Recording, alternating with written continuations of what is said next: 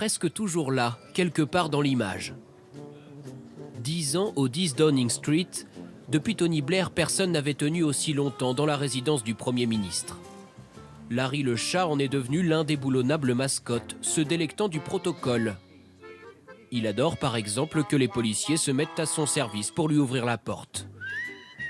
Avant Boris Johnson, Larry a fait équipe avec David Cameron et Theresa May.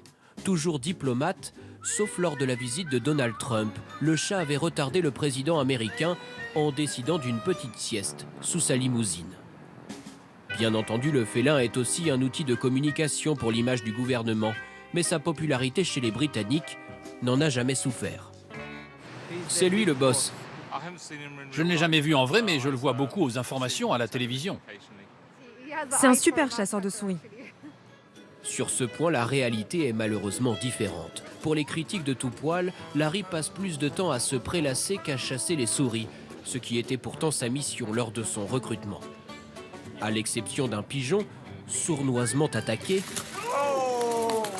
sans réussite lors du dernier Noël, ses résultats sont maigres, pas la moindre capture depuis des années. Mais avec un sens très pointu de la politique, Larry a compris que son image compte autant que son bilan. Alors, dès qu'une caméra approche, il se met en évidence et se rend indispensable. Larry est aussi devenu une star des réseaux sociaux lorsqu'un anonyme a créé son faux compte officiel, souvent amusant. Les gens me demandent si Boris Johnson a fêté la journée des animaux de compagnie. Mais je ne suis pas son animal de compagnie, je suis son chef. Cet après-midi, le plan de déconfinement pour l'Angleterre sera dévoilé depuis le 10 Downing Street. Les caméras sont déjà sur place. Fidèle à ses habitudes, Larry le chat bondira sans aucun doute sur cette occasion pour faire une apparition.